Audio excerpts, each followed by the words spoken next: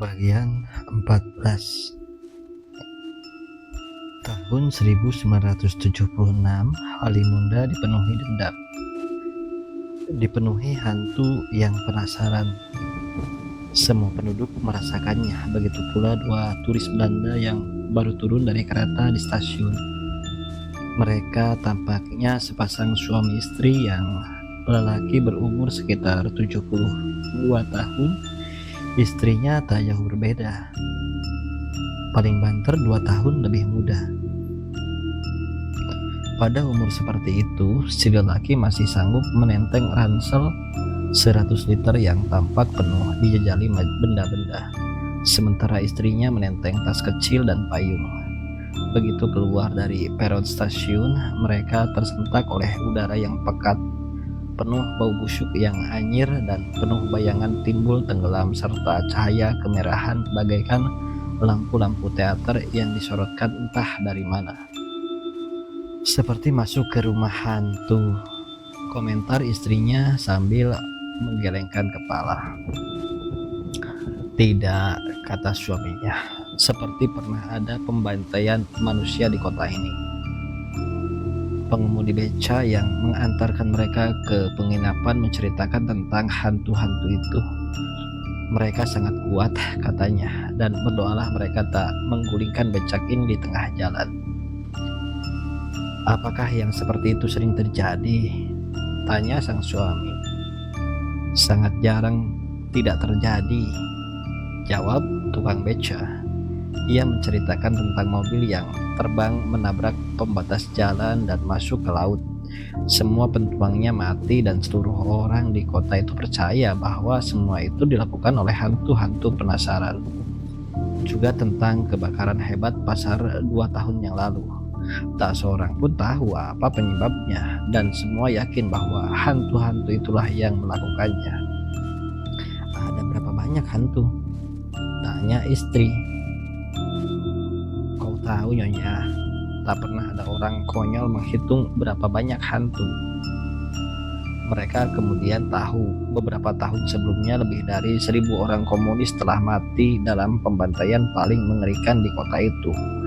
Orang akan mengatakan, bahkan meskipun mereka membenci orang-orang komunis itu, bahwa tak ada pembantaian yang lebih mengerikan sebelum ini di kota mereka, dan semoga tak akan ada lagi di masa yang akan datang.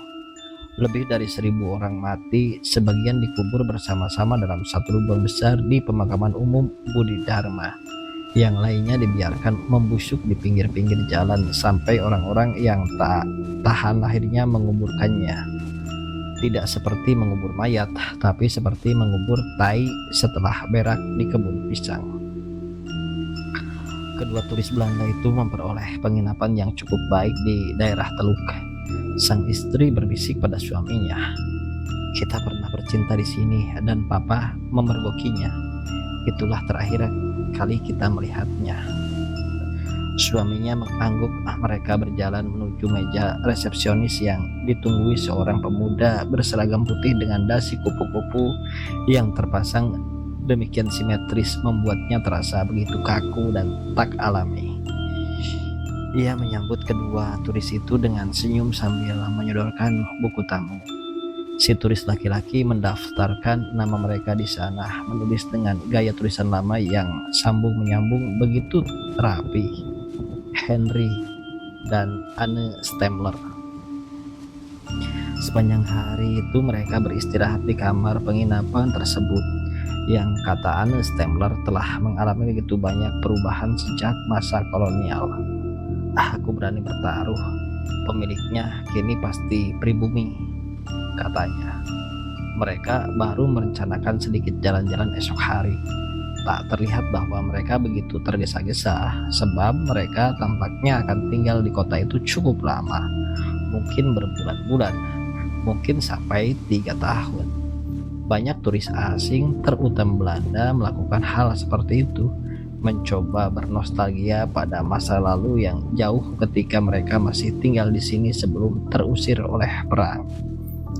Seorang pesuruh datang membawakan mereka makan malam sebab mereka ingin makan di kamar, dan bocah itu berpesan, "Berhati-hatilah pada hantu komunis Tuan dan Nyonya. Karl Marx sudah mengingatkannya di paragraf pertama manifesto, kata Henry Stemmler sambil tertawa, dan keduanya menyantap makan malam dan memberi mereka sensasi selera trompis yang nyaris terlupakan. Namun sebelum mereka makan dan beberapa pesuruh pergi, Henry sempat bertanya, "Apakah kau mengenal seorang perempuan bernama Dewi Ayu? Umurnya mungkin sekarang 52 tahun. Tentu saja, kata bocah itu. Tak ada orang Halimunda yang tak mengenalnya. Henry Stemmler dan istrinya terlonjak oleh rasa girang yang tak terkirakan. Setengah lingkaran bumi telah mereka terbagi untuk sampai di kota itu, hanya untuk bertemu dengan anak gadis mereka yang dulu diletakkan di depan pintu rumah kakeknya. Keduanya menatap si bocah dalam tatapan ternganga seolah tak percaya bahwa begitu mudahnya mereka menemukan Dewi Ayu. Apakah ia setengah bule? Ya, tak ada nama Dewi Ayu yang lain di kota ini. Jadi ia masih hidup? Tanya Anne Stemmler dengan mata berkaca-kaca. Tidak, Nyonya, kata si bocah. Ia sudah mati belum lama ini. Karena apa ia mati? Karena ia ingin mati. Si bocah bersiap-siap meninggalkan mereka. Namun sebelum menghilang di depan pintu, ia sempat berkata, "Tapi masih ada banyak pelacur lain jika kalian mau." Jadi mereka tahu bahwa Dewi Ayu telah hidup sebagai pelacur. Itu mereka pastikan setelah makan malam dan memanggil kembali bocah itu untuk menceritakan tentang anak perempuan mereka. Si bocah mengatakan bahwa Dewi Ayu merupakan legenda di kota ini, pelacur paling dipuja. Meskipun itu sama sekali tak mengesankan Henry maupun Anne Stemmler. Semua lelaki berharap mendurinya, bahkan 2 dari 3 menantunya pernah mendurinya pula. Ia pelacur hebat. Jadi ia punya 3 anak perempuan? Tanya Anne Stemmler. 4. Yang bungsu lahir 12 hari sebelum Dewi Ayu mati. Mereka memperoleh alamat di mana kedua orang itu bisa menemui anak Dewi Ayu yang bungsu. Informasinya sangat jelas. Cucu mereka yang satu itu tinggal dan diurus pembantu bisu Rosinah, dan Dewi Ayu memberi nama anaknya si cantik. Tapi ia jelek, mengerikan, menyerupai monster, kata si bocah. Mereka membuktikannya ketika mengunjungi rumah itu keesokan harinya.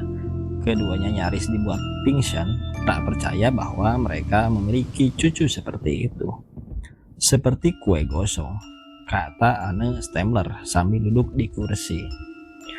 Rosinah membaringkan bayi si cantik itu di ayunan kain yang terpasang di palang pintu kamar dan memberi tamunya 2 gelas limun dingin. Dewi Ayu bosan punya anak-anak yang cantik, maka ia minta anak yang buruk rupa, dan itulah hasilnya. Ia berkata dengan bahasa isyarat. Henry dan Anne Stemmler sama sekali tak mengerti bahasanya. Rosinah paling jengkel jika harus berkomunikasi dengan orang yang tak mengerti bahasa isyaratnya. Tapi pada dasarnya ia gadis yang baik, maka ia mengambil buku tulis dan menuliskan apa yang telah dikatakannya pada mereka. Bagaimana dengan anak-anak yang lain? Tanya Henry. Mereka tak pernah datang lagi sejak mengenal kemaluan lelaki. Tulis Rosinah mengulang apa yang pernah dikatakan Dewi Ayu kepadanya. Kedua orang tua itu melakukan sedikit tamasya kecil di rumah tersebut, melihat foto-foto yang tertempel di dinding. Ada foto Ted dan Mariette Stemmler yang membuat mereka meledak dalam tangis yang membuat Rosinah menggeleng-gelengkan kepala sambil berpikir betapa cengengnya 2 orang tua itu. Dan setelah menangis, kini mereka tertawa-tawa melihat foto mereka ketika masih berumur belasan bergantung pula di ruang tamu. Aku berani bertaruh mereka baru keluar dari rumah sakit jiwa, kata Rosinah dalam bahasa isyarat pada bayi dalam ayunan. Henry dan Anne Stemler dibuat terpukau melihat beberapa foto Dewi Ayu. Ada fotonya ketika ia masih kecil dan ketika ia remaja. Masa-masa umur 20-an tak ditemukan fotonya disebabkan perang. Tapi ketika ia beranjak dewasa, mereka kembali menemukan foto-fotonya. Bahkan sampai foto ketika ia telah berumur sekitar 50 tahunan. Mereka terpukau oleh kenyataan bahwa pada umur berapapun anak perempuan mereka masih menampakkan kecantikan yang sama mempesona. Tak akan mengherankan jika ia jadi pelacur. Ia menjadi pujaan banyak lelaki. Ada foto-foto gadis-gadis cantik lain yang jelas bukan Dewi Ayu, yang berwajah putih dengan mata mungil seperti orang Jepang, namanya Alamanda. Rosinah menerangkan, ia telah kawin dengan sang Shodancho, seorang tentara, dan punya anak bernama Nurul Aini. Rosinah menjalankan perannya dengan baik bagaikan seorang pemandu wisata. Gadis yang paling menyerupai Dewi Ayu adalah anaknya yang kedua. Rosinah menulis di buku tulis yang dibaca mereka, namanya Adinda. Ia kawin dengan seorang veteran komunis bernama Kamrad Kliwon dan punya seorang anak laki-laki bernama Krisan. Anak ketiganya tampak lebih menyerupai Indo daripada wajah pribumi yang paling cantik di antara ketiganya. Dewi Ayu memberinya nama Maya Dewi. Ia kawin pada umur 12 tahun dengan seorang preman paling menyebalkan di kota ini, namanya Maman Gendeng, dan telah punya anak setelah 5 tahun perkawinan tanpa disetubuhi, bernama Renggani si cantik. Rosinah belum pernah menjumpai dengan ketiga anak Dewi Ayu tersebut, tapi ia telah mendengar semua kisah tentang mereka dari Dewi Ayu, yang meskipun tak pernah berhubungan pula dengan mereka, tapi ia terus mendengar apa yang terjadi atas anak-anaknya. Tiba-tiba mereka merasakan satu tekanan hebat, seolah udara tiba-tiba menggumpal dan membuat bulu kuduk berdiri. Sialan, kata Henry. Kekuatan jahat macam apakah ini? Aku tak tahu, tapi memang ada hantu di sini. Tak terlalu jahat, tapi mungkin memang punya dendam. Hantu komunis?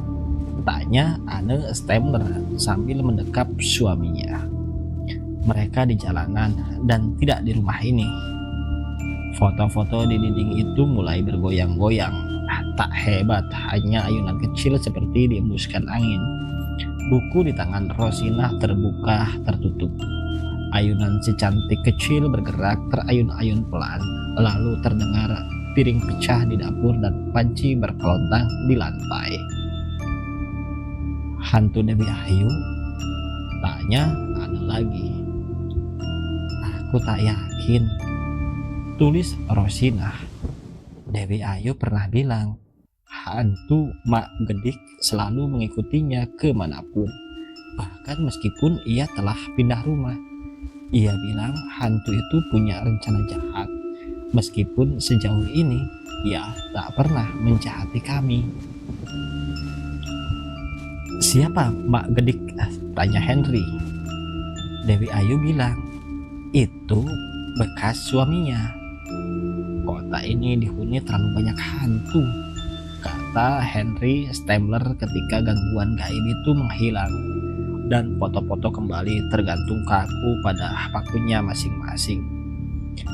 Mereka lalu meminum limun dingin itu, mencoba menenangkan diri. Aku tak lihat ada foto laki-laki yang menunjukkan seorang bernama Mak Gedik. Aku juga tidak melihatnya sejak pertama kali datang kemari, balas Rosinah. Ketika si cantik belum lahir, mereka berdua, Rosinah dan Dewi Ayu, sering saling berbagi cerita sambil duduk di bangku kecil di depan tungku dapur. Saat-saat seperti itulah Dewi Ayu pernah menceritakan tentang Mak Gedik. Ia mengawininya, kata Dewi Ayu, dengan cara paksa sebab ia begitu mencintainya. Tak ada lelaki yang pernah begitu ia cintai selain lelaki tua bernama Mak Gedik. Meskipun jelas cintaku tak terbalas sama sekali, sebaliknya ia melihatku seperti penyihir jahat, kata Dewi Ayu sambil tertawa. Ia mencintainya meskipun tak pernah melihat lelaki itu sebelumnya. Ia mencintainya karena ia tahu nenek dari ibunya begitu mencintainya. Cinta mereka dihancurkan sebagaimana hidup mereka dihancurkan sepasang kekasih itu, Mak Gedik dan nenekku Mak Iyang, hanya karena kerakusan dan birahi tak terkendali seorang Belanda, kata Dewi Ayu. Dan yang lebih menyedihkan dari itu semua, seorang Belanda rakus dan penuh birahi itu adalah kakekku sendiri. Dewi Ayu mencintai Mak Gedik sejak ia mendengar kisah tersebut. Mungkin dari para jongos atau tetangga menceritakannya, ia mengaku mungkin ia tak akan bisa hidup atau bunuh diri jika tak bisa mengawini lelaki itu. Maka suatu malam ia menyuruh seorang jawara dan sopir keluarganya untuk mengambil lelaki tua itu secara paksa, mengawininya secara paksa pula, meskipun kenyataannya mereka bahkan belum pernah bersetubuh. Ia lari ke puncak bukit dan menjatuhkan diri dari sana. Tubuhnya hanya tersisa seperti daging cincang di kios daging, kata Dewi Ayu. Namun setelah itu hantunya selalu mengikutinya kemanapun ia pergi. Baik Henry maupun Anne Stemler tentu saja mengetahui kisah tentang Mak Iyam dan Mak Gedik. Tapi mereka tak tahu jika Dewi Ayu kemudian kawin dengan Mak Gedik yang itu. Demikianlah mengapa Dewi Ayu bertahan hidup sampai umur 52. Tulis Rosina. Hantu itu terus menemaninya. Tapi kenapa ia jadi pelacur? Tanya Anne. Rosina menceritakan apa yang terjadi atas Dewi Ayu semasa perang. Bagaimana ia dipaksa menjadi pelacur oleh tentara Jepang. Suatu ketika di saat-saat yang sama di depan tungku, Dewi Ayu pernah pula berkata pada Rosina, "Aku mempelajari sesuatu setelah aku jadi pelacur," katanya, bahwa pelacur yang baik adalah perempuan-perempuan tanpa kekasih. Dewi Ayu mengatakan bahwa setelah perang selesai, ia menjadi pelacur bukan semata-mata membayar hutang pada Mama Kalong, tapi karena ia tak mau apa yang terjadi atas Mak Iyang dan Mak Gedik terulang pada pasangan-pasangan kekasih penuh cinta yang lain. Pelacur paling tidak tak membuat orang harus punya gundik, sebab setiap kau mengambil gundik, kau mungkin menyakiti hati seseorang yang adalah kekasih gundik itu. Sebuah cinta dihancurkan dan sebuah kehidupan diporak-porandakan setiap kali seorang lelaki menyimpan seorang gundik. Tapi seorang pelacur paling banter menyakiti seorang istri yang jelas-jelas sudah dikawin, dan adalah kesalahannya membuat suami harus pergi ke tempat pelacuran. Begitulah ia kemudian jadi pelacur halim muda yang dipuja banyak orang. Tulis Rosina. Aku seperti tengah menulis biografi majikanku sendiri, dan ia tertawa kecil. Kenapa kita punya anak yang berpikir begitu menjijikan? Tanya Anne Stemler dengan kebingungan pada suaminya. Jangan berpikir buruk tentang anak itu, kata Henry. Kita tak lebih tidak berdosa darinya. Kita kakak beradik sedarah yang memutuskan kawin. Kau tak boleh melupakan itu. Tak seorang pun melupakannya, bahkan Rosina yang hanya mendengar cerita itu dari Dewi Ayu juga tak lupa. Hantu itu kemudian datang lagi, kali ini lebih ramah, menumpahkan meja tempat limun dingin mereka di atas meja. Serangan hantu-hantu itu, hantu-hantu orang komunis, paling dahsyat dirasakan oleh Sang Shodancho.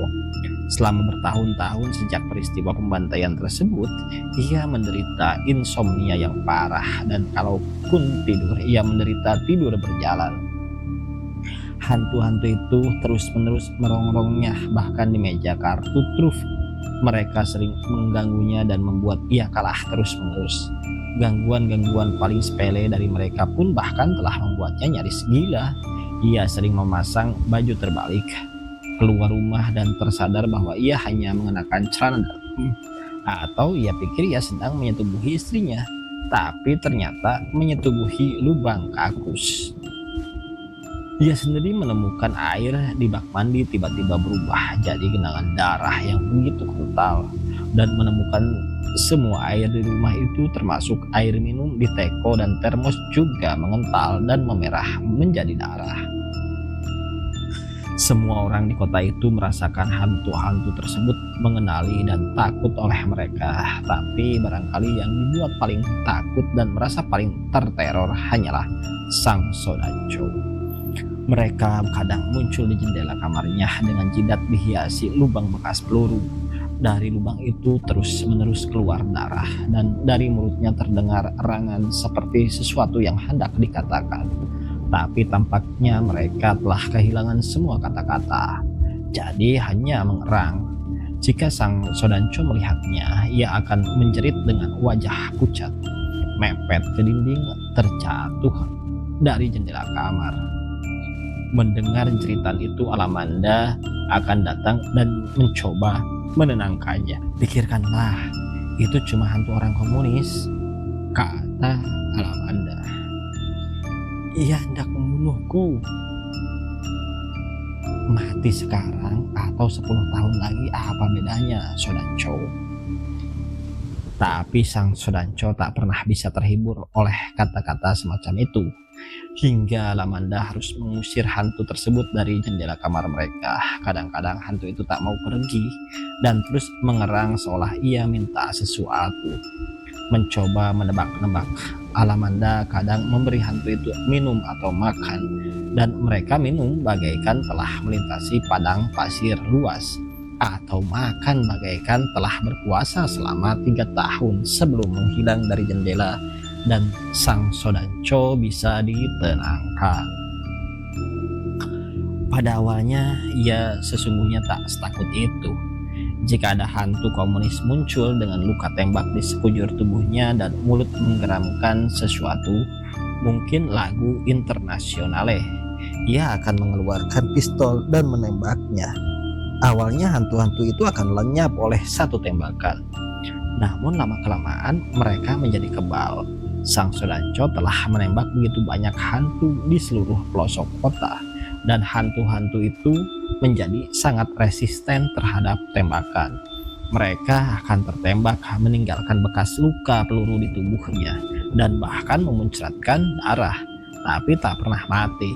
Mereka akan tetap berdiri di sana beberapa kali pun ditembak dan bahkan berusaha mendekat, membuat Sang Sodanco akhirnya lari, dan sejak itulah ia mulai ketakutan terhadap munculnya hantu-hantu tersebut. Semua gejala-gejala penderitaan Sang Sodanco nyaris menyerupai orang skizofrenia. Tapi jelas ia tidak gila, ia tidak mengalami halusinasi apapun. Apa yang ia lihat bisa dilihat orang lain, dan apa yang ia takutkan juga ditakutkan orang lain.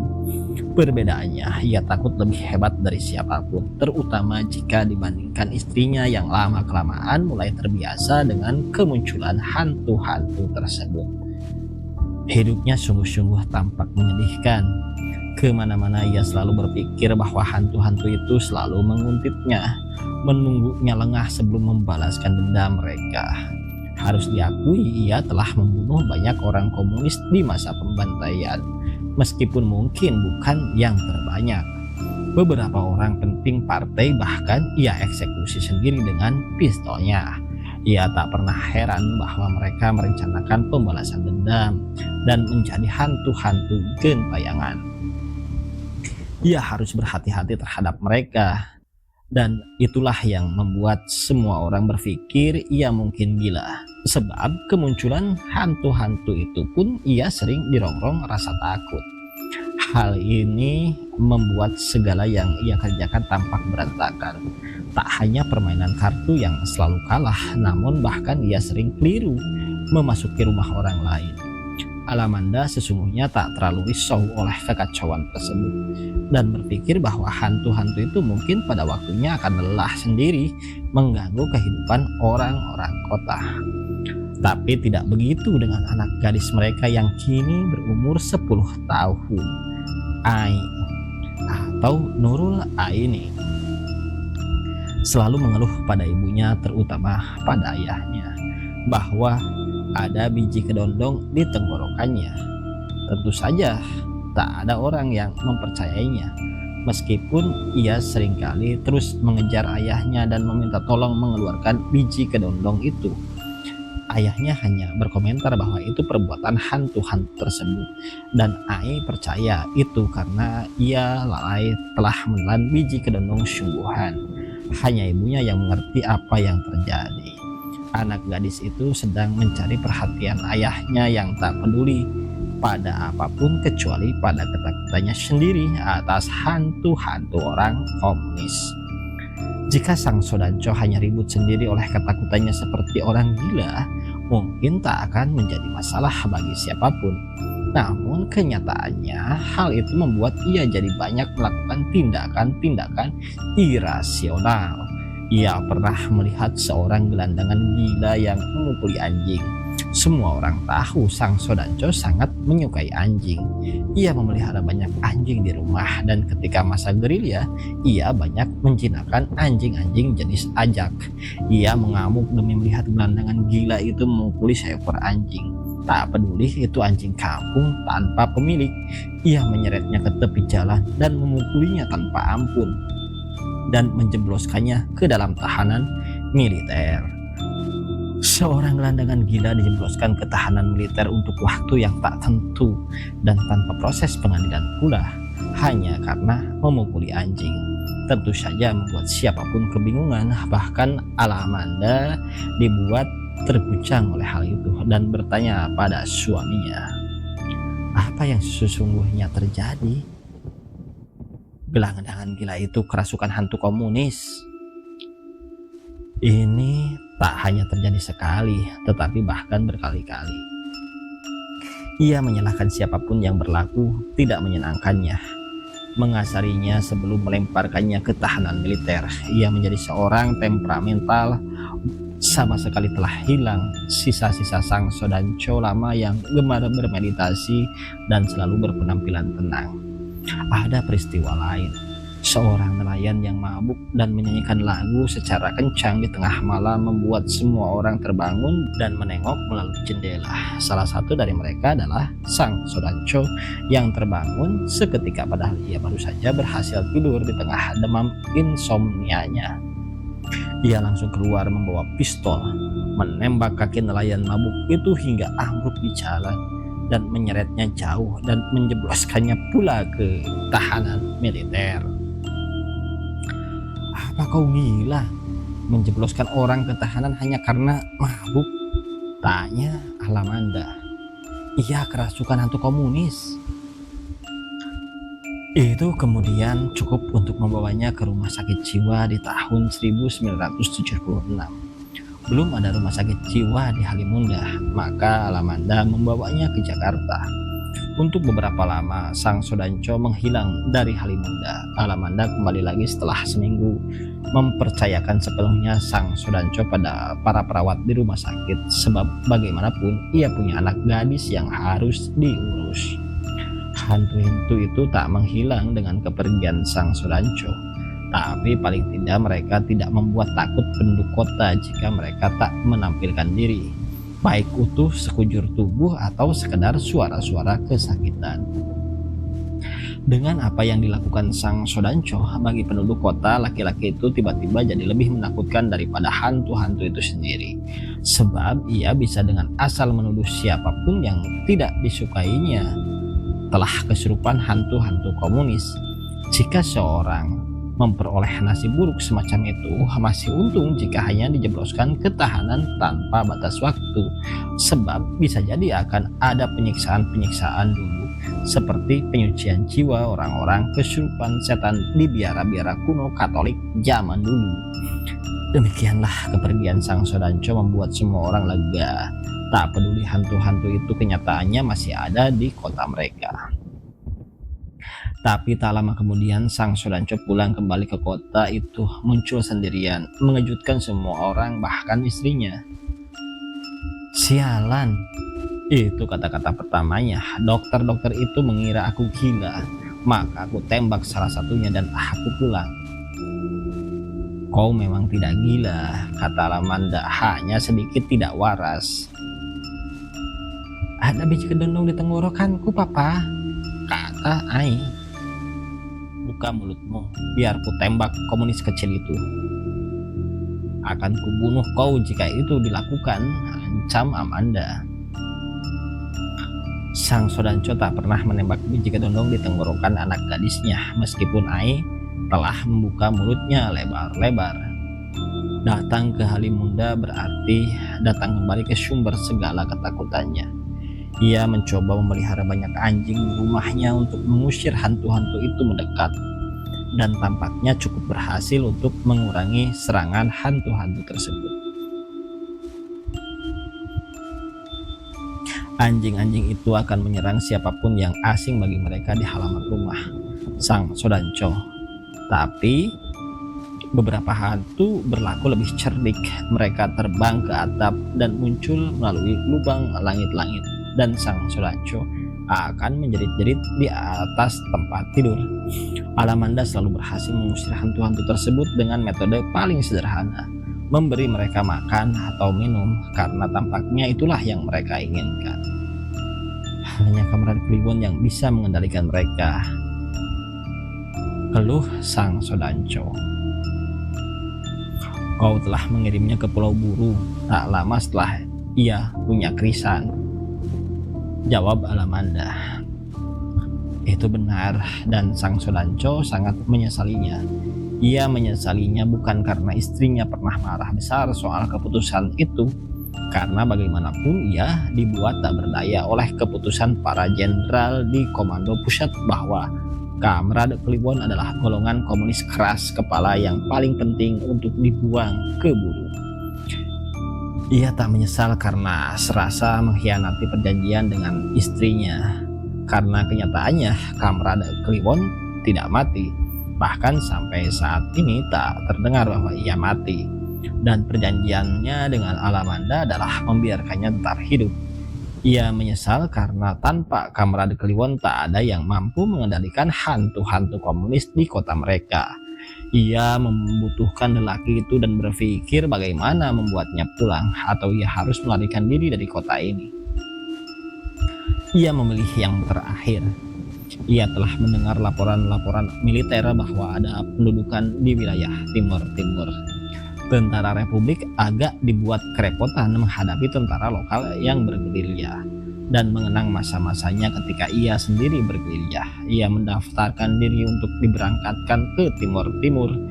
Ia memberi laporan semua reputasinya, dan tak satupun meragukan karena semua jenderal mengenal dirinya belaka dan tahu persis bahwa mungkin pengetahuan gerilyanya sangat dibutuhkan di daerah pendudukan. Ia akan mengatakan sayonara pada hantu-hantu itu dan pergi ke Timur Timur. Tampak bahagia bahwa ia akan meninggalkan kota tersebut. Tak peduli bahwa itu berarti ia meninggalkan istri dan anak perempuannya. Rencana keberangkatannya segera didengar seluruh kota. Sebagaimana setiap berita dengan cepat menjadi perbincangan publik. Pada hari keberangkatan, marching band militer menyemarakan acara perpisahannya dengan warga kota dan hantu-hantunya di lapangan Merdeka, dan mereka mengelilingi kota dengan Sang Sodanco berdiri dalam pakaian militer lengkap di atas jeep terbuka. Ia melambaikan tangan pada semua penduduk kota yang berdiri di pinggir jalan dan tersenyum mengejek pada hantu-hantu yang menampakkan diri dengan rasa penasaran. "Kuharap kalian bertahan dengan hantu-hantu sialan itu," katanya. "Kami telah bertahan selama lebih 10 tahun, Sodanco." Rombongan itu akhirnya pergi, hanya meninggalkan marching band. Sementara sang Sodanco dan beberapa prajurit yang akan mengikutinya ke timur-timur menghilang di batas kota. Ia lupa pamit pada istri dan anaknya yang membuat Ai mengeluh. Ia bahkan belum mengambil biji kedondong itu, katanya. Percayalah, ia tak akan bertahan lama di sana, kata Alamanda menenangkan anaknya.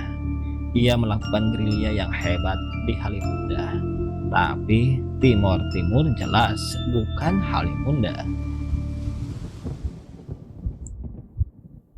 Itulah memang yang terjadi. Dalam 6 bulan, sang Sodanco telah dikirim pulang setelah tertembak betisnya dengan peluru masih bersarang di sana. Penduduk kota itu tampaknya harus menerima nasib untuk tak pernah kehilangan dirinya. Kepada istrinya, ia mengeluhkan tentang sulitnya melakukan peperangan di tempat brengsek itu. Aku tahu apa yang dicari di sana. Aku tak tahu apa yang dicari di tempat tandus seperti itu, katanya mencoba menghibur diri atas kepulangannya dan senang memperoleh penjelasan yang sangat memadai. Sehebat apapun kau menguasai teknik gerilya, itu omong kosong jika menghadapi musuh yang mengenal dengan baik medan peperangan. Istrinya mencoba mengajaknya ke rumah sakit untuk melakukan pembedahan kecil mengeluarkan peluru yang bersarang di betisnya. Tapi sang Sodanco menolaknya. Ia berkata itu tak terasa sakit lagi sekarang, hanya membuat jalannya sedikit pincang. Ia ingin peluru itu tetap bersarang di sana sebagai oleh-oleh yang menyakitkan hati. Karena penembakanku bahkan menodongkan senapannya sambil menyanyikan Internazionale, katanya dengan mimik sedih. Begundal komunis itu ternyata ada di mana-mana. Taman bacaan Kamran Kliwon akhirnya harus ditutup.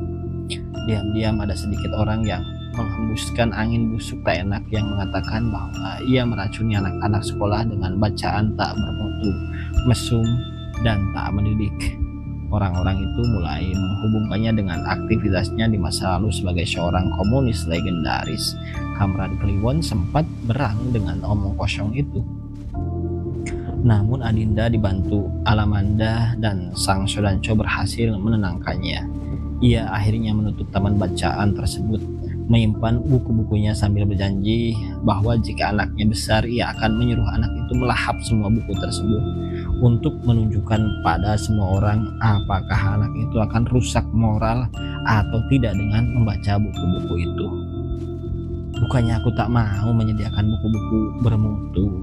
Masalahnya mereka telah membakar semua buku seperti itu, katanya. Sang Sodanco baru saja mendirikan pabrik es, sebuah persekutuan modal entah dengan siapa. Mengetahui bahwa Kamrada Kliwon dalam kesulitan setelah ia harus menutup taman bacaannya, ia menawari lelaki itu untuk mengurus pabrik es tersebut dengan kekuasaan nyaris mutlak menyerupai pemilik. Jelas pabrik es itu sangat prospektif, terutama dengan meningkatnya kebutuhan para nelayan. Dan harap dicatat, setelah keruntuhan Partai Komunis dan berarti bubarnya Serikat Nelayan, kini ada lebih banyak kapal besar beroperasi di Laut Halimunda dan mereka semua membutuhkan es. Namun Kamrada Kliwon sama sekali tak tertarik dengan tawaran tersebut. Tak ada yang tahu apa alasannya. Mungkin sangat ideologis, atau sekedar rasa tak enak karena sang Sodanco dan istrinya telah banyak membantu bahkan sejak pagi eksekusi itu. Secara mengejutkan, ia lebih memilih menjadi seorang pemburu sarang burung walet. Ia memiliki sahabat-sahabat baru, semuanya pemburu sarang burung walet. Tim mereka biasanya 4 orang. Sarang-sarang itu bisa dijual dengan sangat mahal pada orang-orang Cina yang akan menjualnya kembali ke kota-kota besar, bahkan konon menjualnya ke luar negeri. Kamrada Kliwon tak peduli siapa kemudian yang akan memakan sarang-sarang burung walet tersebut, yang menurutnya tak lebih enak dari makaroni.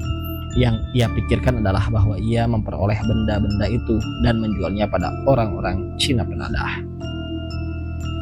Ada banyak tebing-tebing curam di sepanjang hutan Tanjung di daerah-daerah yang nyaris tak terjamah oleh manusia, bahkan tidak pula oleh pasukan gerilya Sang Sodanco di masa perang. Di tebing-tebing semacam itu terdapat gua-gua kecil dan besar, jauh di atas tebing atau bahkan tertutup permukaan air laut, hanya tampak ketika air surut. Dan di sanalah burung-burung hitam cantik itu bersarang, keluar masuk mulut gua dan berterbangan di atas permukaan air laut, menyambar buih-buih ombak. Konon sarangnya dibuat dari air liurnya. Kamerad Kliwon tak peduli, bahkan meskipun sarang itu dibuat dari tainya. Mereka biasanya pergi malam hari dengan berbekal karung dan sedikit makanan, dan terutama lampu baterai kering, sebab burung walet tak menyukai bau minyak jenis apapun. Ada obat-obat darurat gigitan ular, sebab banyak ular berbagi gua dengan burung-burung tersebut. Untuk menuju tebing-tebing tersebut, keempat orang itu harus menggunakan perahu tanpa mesin, hanya dikayuh dayung untuk tidak membuat keributan. Mereka juga harus cukup bersabar bermain dengan ombak yang kadang tak begitu ramah menutupi mulut gua. Atau kalaupun ombak menyurut, mereka harus selalu waspada air pasang datang tiba-tiba dan mereka bisa menemukan diri terjebak di dalam gua. Atau mereka harus berlabuh secara darurat pada batu karang yang menonjol dan mendaki tebing itu dengan risiko hidup mati untuk mencapai mulut-mulut gua yang lebih tinggi. Untuk itu mereka juga berbekal tali tambang pembantu pendakian yang tentu saja sangat darurat. Pekerjaan seperti itu sangat melelahkan, dan karena keadaan cuaca kadang tak terlalu ramah, mereka bisa terjebak atau menanti selama berhari-hari. Tapi hasil dari perburuan semacam itu jauh lebih membuat keempatnya hidup makmur. Bagi Kamerad Kliwon sendiri, penghasilannya jauh lebih memadai daripada apa yang dihasilkan sawah dan ladangnya, dan apalagi taman bacaannya. Ia menjalani kehidupan pemburu seperti itu selama sekitar 1 bulan, dengan Adinda menunggu penuh rasa khawatir di rumah ditemani si kecil Krisan yang baru lahir. Namun suatu malam salah satu dari mereka terpeleset di tebing dan jatuh meluncur ke bawah menghantam batu karang. Ia mati seketika, tak membutuhkan pertolongan dan apalagi rumah sakit. Mereka telah memperoleh banyak sarang burung walet, tetapi rasanya sia-sia jika pulang juga dengan sebongkah mayat seorang teman. Semua hasil penjualan sarang burung walet terakhir itu diberikan pada keluarga si orang mati, dan sejak itu Kamerad Kliwon serta 2 orang temannya yang lain berhenti berburu sarang burung walet. Tentu saja ada pemburu-pemburu yang lain, orang-orang mati yang lain, sebab sarang-sarang itu terus dibuat burung-burung. Tapi Kamerad Kliwon telah bertekad melupakan bisnis mengerikan tersebut. Ia tak hanya berhenti sebagai solidaritas pada seorang sahabat, tapi ia berpikir seandainya ia yang mati, ia akan meninggalkan seorang istri dengan bayi yang baru dilahirkannya. Ia tak ingin melakukan itu.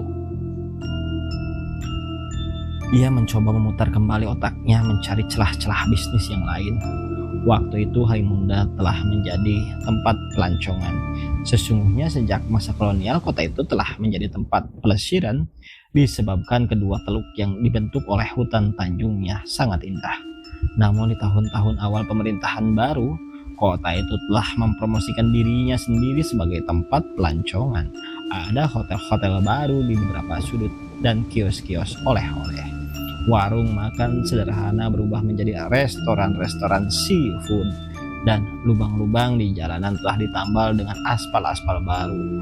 Para pelancong berdatangan nyaris dari segala pelosok, asing maupun domestik. Sebagian besar datang untuk berenang di pantainya yang indah itu.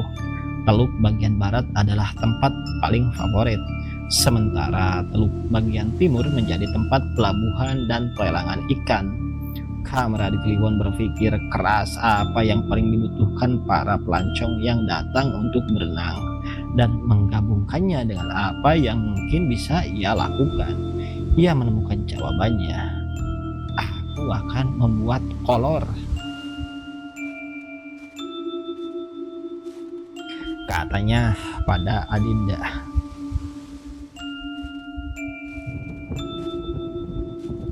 Gagasan itu tampak konyol, bahkan bagi Adinda sekalipun. Tapi ia tak peduli. Kamran Kliwon membeli sebuah mesin jahit Singer.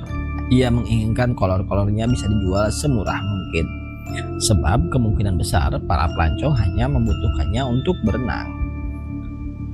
Sebelum mungkin membuangnya,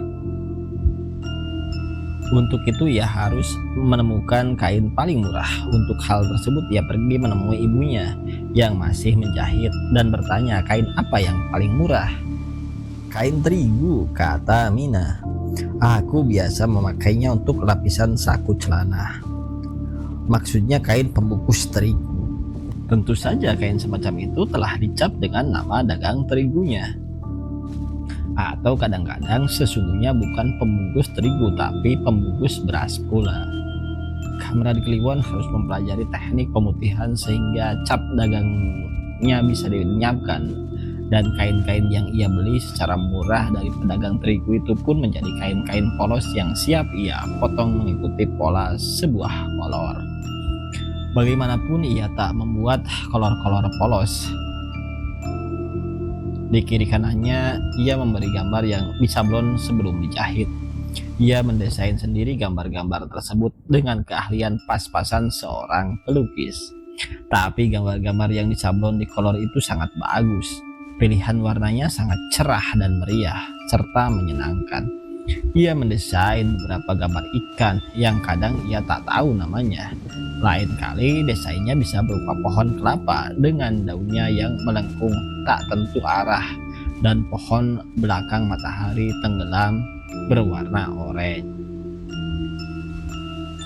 Kolor-kolor itu sesungguhnya tak jauh berbeda dengan kolor-kolor yang dipakai para petani ke sawah. Tapi desain-desainnya telah membuat ia tampak berbeda.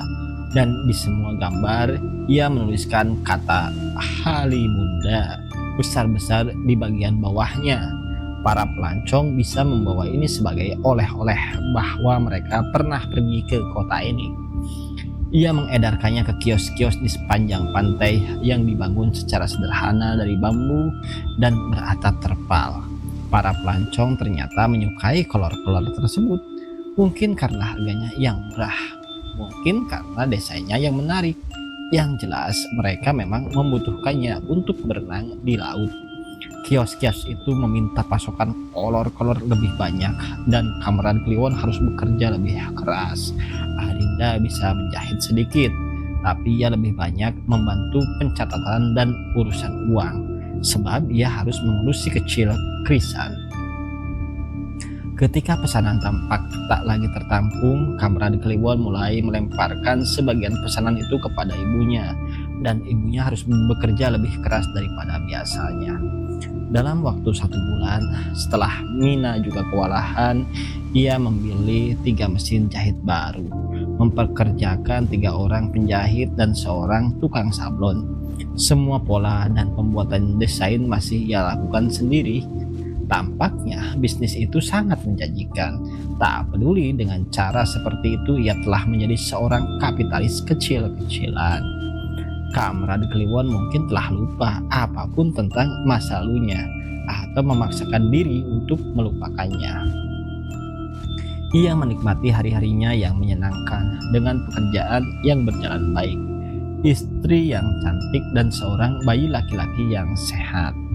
Pesaing-pesaing tentu saja akhirnya bermunculan, terutama dari orang-orang Cina dan Padang perantauan. Dan dengan modal yang lebih banyak, tapi kolor Kamran Kliwon tetap yang paling disukai dan menjadi pembicaraan bisnis orang-orang Halimunda. Namun kehidupan yang menyenangkan itu jadi berantakan oleh sebuah rencana wali kota. Kamran Kliwon kembali menjadi Kamran Kliwon yang itu, Kamran Kliwon yang dulu. Halimunda telah berkembang sedemikian rupa menjadi tempat pelancongan. Wali kota serakah tersebut mulai berharap bisa memberikan tanah-tanah sepanjang pantai untuk hotel-hotel besar dan restorannya, dan bar dan diskotik dan tempat pencurian, dan mungkin tempat pelacuran yang lebih menyenangkan daripada milik Mama Kalo. Tanah-tanah itu kebanyakan milik para nelayan, dan sebagian lagi tanah tak bertuan di pinggir pantai yang berbatasan dengan jalan, namun dipenuhi oleh kios-kios sederhana para penjual souvenir. Ada pendekatan baik-baik terhadap para nelayan agar mereka menjual tanah-tanah tempat mereka tinggal selama bertahun-tahun, dan bujuk rayu pada para pemilik kios agar mereka mau pindah ke sebuah pasar seni yang segera akan dibangun. Sebagian besar nelayan menolak meninggalkan tanah yang bahkan telah ditinggali sejak nenek moyang mereka. Orang-orang itu tak mungkin pindah ke daerah pedalaman sebab mereka harus selalu bau muak laut. Dan begitu pula para pemilik kios tak mau pindah sebab pasar seni yang dijanjikan terletak jauh dari tempat keramaian. Akhirnya datang pemaksaan. Prajurit-prajurit datang dibantu para preman. Mereka menakut-nakuti orang-orang itu. Tapi jangan harap para nelayan ketakutan sebab mereka telah terbiasa berhadapan dengan maut setiap malam. Sebab di laut badai kadang-kadang datang tak terduga. Dan melihat kekeras-kepalaan para nelayan, para pemilik kios pun bertahan. Tak berhasil dengan intimidasi, mereka akhirnya sungguh-sungguh bertindak kasar. Tanah antara laut dan jalan bukanlah tanah liar, kata sang wali kota yang datang ke pantai dan berpidato. Tapi tanah itu milik negara. Bulldozer mulai didatangkan untuk meruntuhkan semua kios-kios souvenir tersebut. Kamrad Kliwon sekali lagi kembali menjadi Kamrad Kliwon yang dulu. Ia tak bisa melihat hal itu terjadi di depan matanya. Maka ia mengumpulkan para nelayan dan para pemilik kios. Tak ada yang tahu apakah Kamrad Kliwon bergerak karena solidaritas dan ideologi atau karena kepentingan ekonominya terganggu sebab kolor-kolornya dijual di kios-kios tersebut. Ia mengorganisir demonstrasi besar-besaran yang diikuti banyak nelayan dan pemilik kios, serta banyak orang yang bersimpati terhadap nasib mereka. Itu adalah demonstrasi terbesar sejak runtuhnya Partai Komunis. Mereka bergerak melawan bulldozer yang akan meratakan kios-kios rapuh mereka, memblokir jalan-jalan hingga akhirnya tentara berdatangan. Kamrad Kliwon tetap bertahan memimpin di depan dan tak terganggu oleh kemunculan prajurit-prajurit tersebut. Beberapa intelijen mulai mencium sisa-sisa komunis di antara gerombolan pembangkang tersebut dan segera mengenali Kamrad Kliwon. Beberapa laporan segera dicocokkan dan segera diketahui bahwa lelaki itu sungguh-sungguh seorang komunis asli. Atas desakan para jenderal, sang Sudanco akhirnya menangkap Kamrad Kliwon dan mengomeli lelaki itu mengapa melakukan tindakan sekonyol itu. Aku seorang komunis dan semua orang komunis akan melakukan itu, kata Kamrad Kliwon. Ia akhirnya dikirim ke Bluden Camp, tempat banyak orang komunis menjalani tahanan yang entah sampai kapan. Banyak para sahabatnya ada di sana dan terkejut bahwa ia belum mati. Lebih terkejut lagi bahwa ia datang begitu terlambat ke Bluden Camp. Paling tidak ia cukup terhibur bahwa di sana ada begitu banyak orang yang dikenalinya. Meskipun semua orang dalam keadaan menyedihkan. Mereka kekurangan makan, tak ada pakaian, dan tak ada seorang pun yang menengok. Hari-hari mereka dipenuhi interogasi dan penyiksaan dari para prajurit penjaga. Bahkan Kamrad Kliwon, sebesar apapun reputasinya, juga mengalami hal yang sama secara kasar dan sadis. Percayalah, ia akan bertahan hidup, kata sang Sudanco menenangkan istrinya yang marah atas penangkapan Kamrad Kliwon dan mengirimnya ke Bluden Camp. Bahkan meskipun mati, orang komunis akan hidup lagi jadi hantu sebagaimana kita tahu. Katakan hal itu pada Adinda dan anaknya, kata Alamanda. Tak lama setelah itu, semua tahanan di Bluden Camp, seluruhnya tahanan politik orang-orang komunis, segera dipindahkan ke Pulau Buru. Seluruhnya tanpa sisa. Tak seorang pun tahu apa yang akan mereka lakukan di sana. Mungkin semacam Boven Digul di masa kolonial. Mungkin semacam kamp-kamp konsentrasi Nazi di waktu perang. Semua tahanan mulai membayangkan kerja paksa yang mengerikan. Beberapa mulai menjadi gila, beberapa yang lain mati karena terguncang bahwa mereka akan memperoleh hukuman yang lebih mengerikan daripada di Bluden Camp. Dan salah satu dari mereka adalah Kamerad Kliwon. Ia tak sempat pamit pada ibu, istri, dan anaknya. Ia hanya sempat pamit pada sang Sodanco yang menyempatkan diri mengunjunginya sesaat sebelum kapal laut milik tentara membawa semua tahanan itu ke sebuah pulau jauh di Indonesia bagian timur.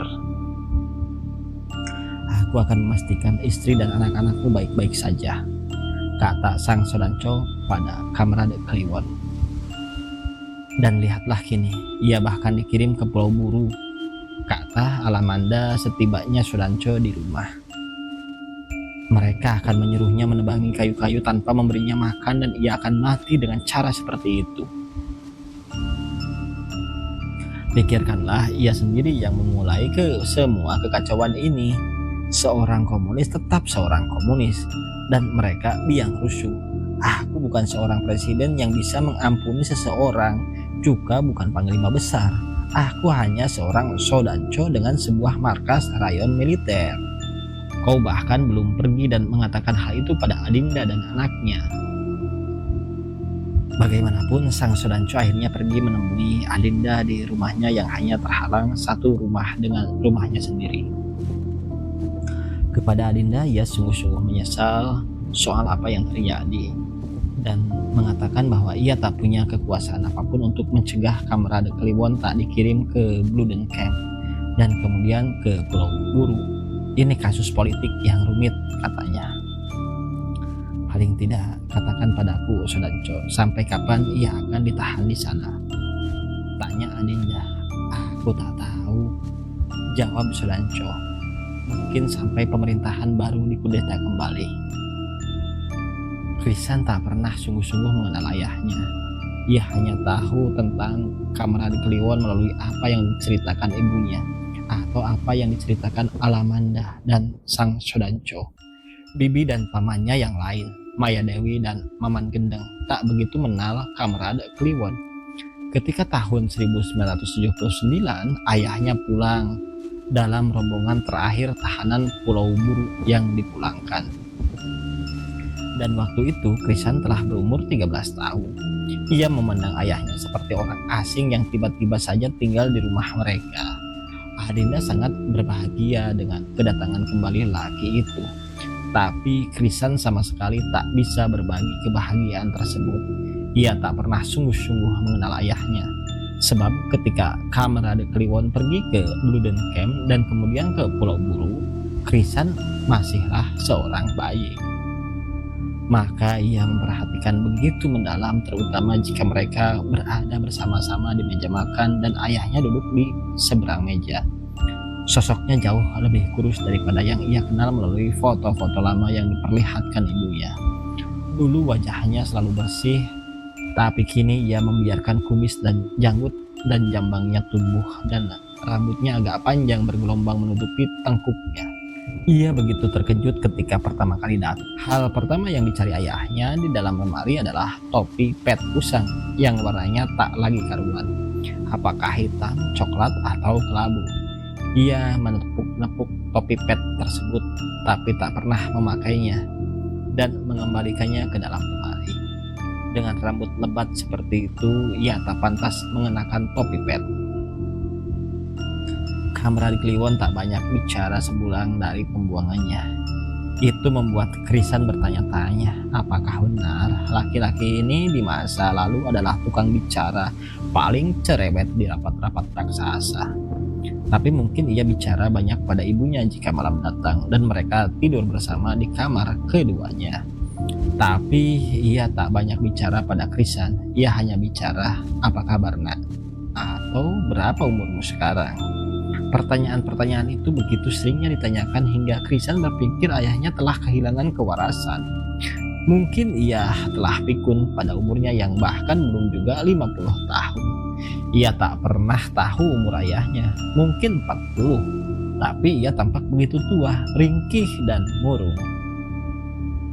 Mungkin Kamran Kliwon sendiri merasakan hal aneh yang sama kepada anaknya, sebab ia tak mengenal baik anak itu sebagaimana Krisan kepadanya. Lelaki itu sering memandangnya lama-lama, seolah-olah ingin mengetahui apa yang dipikirkannya. Krisan tak pernah mencoba menebak apa yang dipikirkan ayahnya. Ia lebih tertarik mencoba mengenalinya secara fisik. Ayahnya mengenakan pakaian-pakaian lamanya dan semua kedombrangan. Itu tampak menyedihkan bagi Krisan. Selama beberapa hari ia tak pernah keluar rumah dan tak seorang pun mengunjunginya sebab ia datang secara diam-diam. Adinda dan Krisan juga tak mengatakannya pada siapapun. Mereka ingin menjaga kedamaian lelaki itu dan membiarkannya tak diketahui siapapun, kecuali Kamran Kliwon sendiri telah siap. Bahkan sang Sodanco dan istrinya belum juga tahu. Demikian pula Mina. Seperti apakah di sana? Tanya Krisan suatu ketika di meja makan pulau buru itu. Makanan terbaik di sana adalah apa yang bisa kau temukan di toilet, jawabnya. Itu membuat suasana makan jadi terasa tak enak.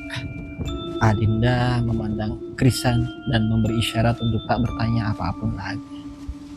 Maka sejak itu tak ada perbincangan apapun.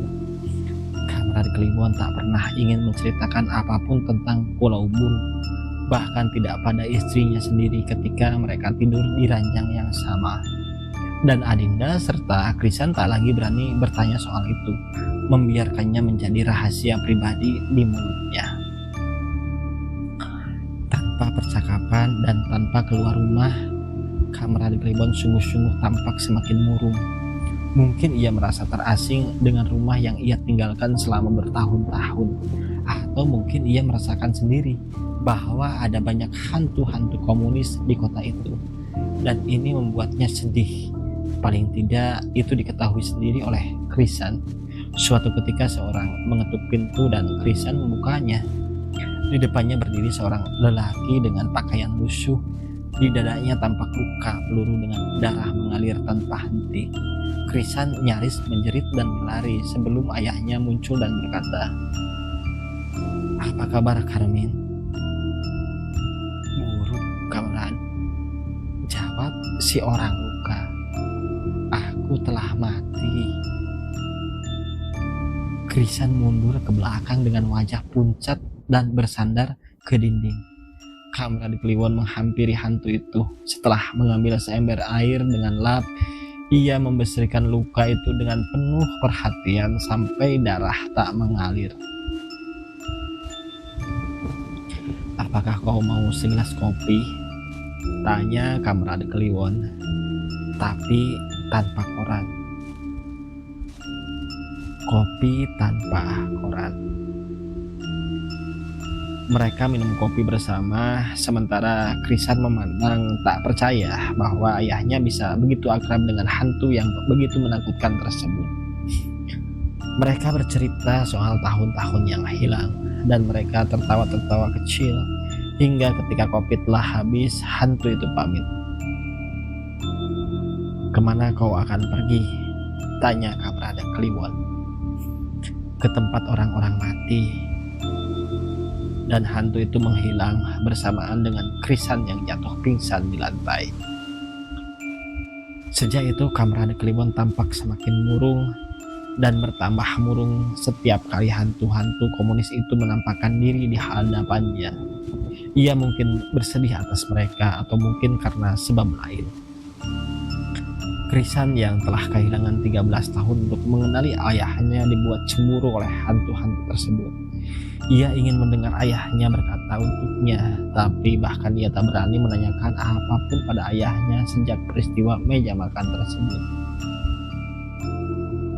Suatu hari ia bertanya pada Adinda, "Bagaimana kabar sang Sodanco?" "Ia nyaris gila karena hantu-hantu komunis itu," jawab Adinda. "Aku akan mengunjunginya." "Lakukanlah," kata Adinda. "Mungkin itu baik buatmu." Waktu itu sore yang hangat dengan angin yang pelan berembus dari arah bubukitan. Ia berjalan kaki dan beberapa tetangga mulai melihatnya terpana bahwa lelaki itu sudah kembali. Rumah sang Sodanco bisa terlihat dari rumahnya. Maka ia hanya membutuhkan 2 menit perjalanan sebelum mengetuk pintu. Yang membuka adalah Alamanda. Sebagaimana para tetangga itu, ia terkejut bukan main melihat laki-laki tersebut. "Kau bukan hantu kan?" Itulah yang ditanyakan Alamanda. "Aku hantu menakutkan," jawab Kamerad Kliwon. "Jika kau takut pada komunis hidup." "Jadi kau pulang?" "Mereka membawaku pulang." "Masuklah."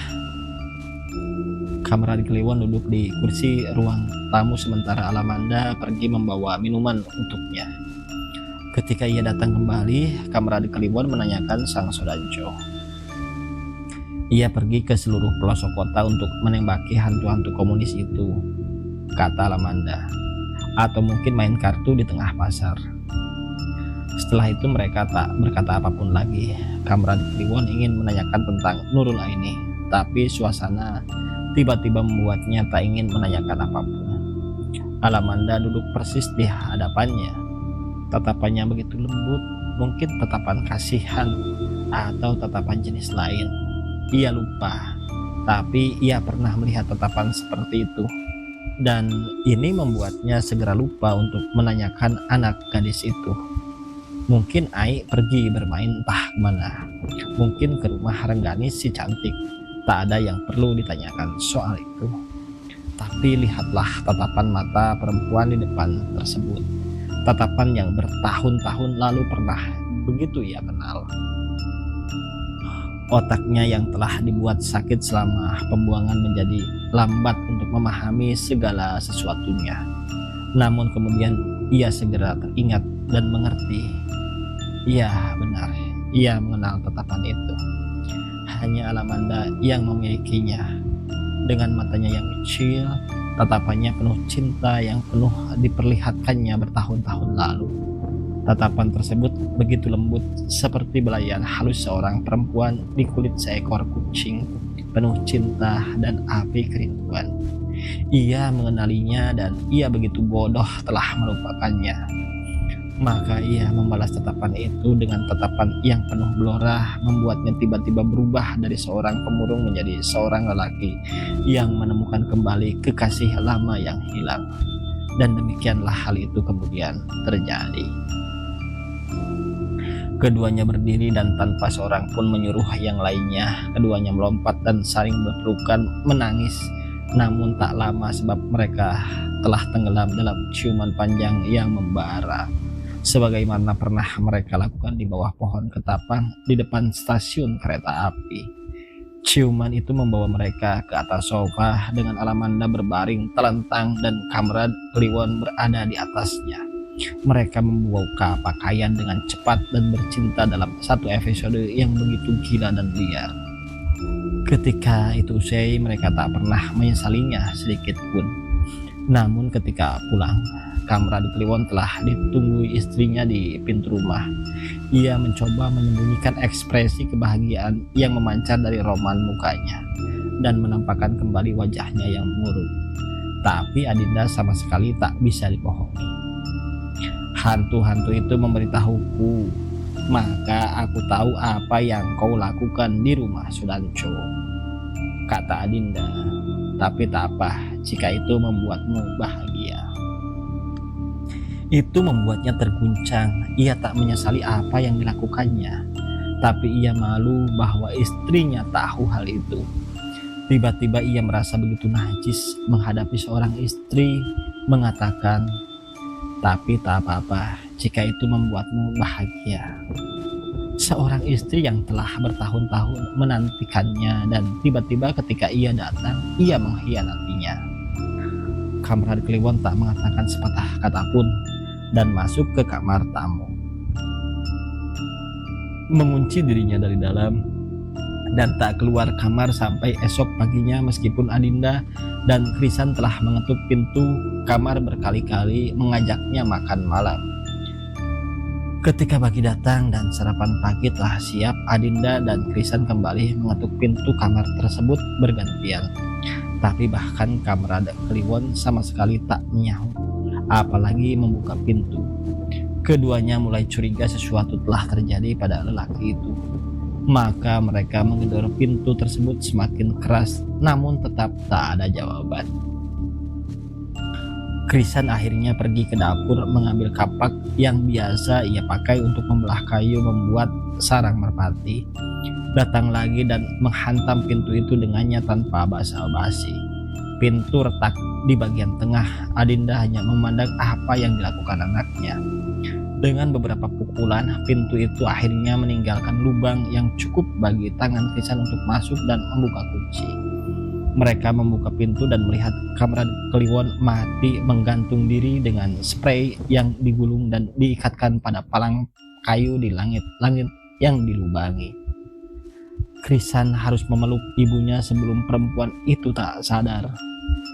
Kemunculan Kamerad Kliwon yang sejenak dan dilihat tetangga telah membuat berita kedatangannya tersebar dengan cepat. Tapi semua orang terlambat. Yang mereka lihat kini hanya iring-iringan keranda kematian lelaki itu menuju tempat pemakaman. Sama terlambatnya dengan Krisan yang tak pernah dan tak akan pernah lagi memiliki kesempatan untuk mengenal ayahnya sebagai ayah dan anak. Mereka hanya bertemu dalam waktu yang begitu singkat, mungkin seminggu, dan itu sama sekali tak cukup untuk saling mengenal. Di antara siapapun, Krisan adalah orang paling sedih atas kematian Kamerad Kliwon, dan ia mengklaim mewarisi topi pet usang yang sering ia lihat dikenakan ayahnya di foto-foto lama. Ia sering mengenakannya hanya untuk menghibur diri dan merasa dekat dengan ayahnya. Hantu komunis kini bertambah satu di kota tersebut. Tapi bersyukurlah ia tak pernah menampakkan diri untuk siapapun.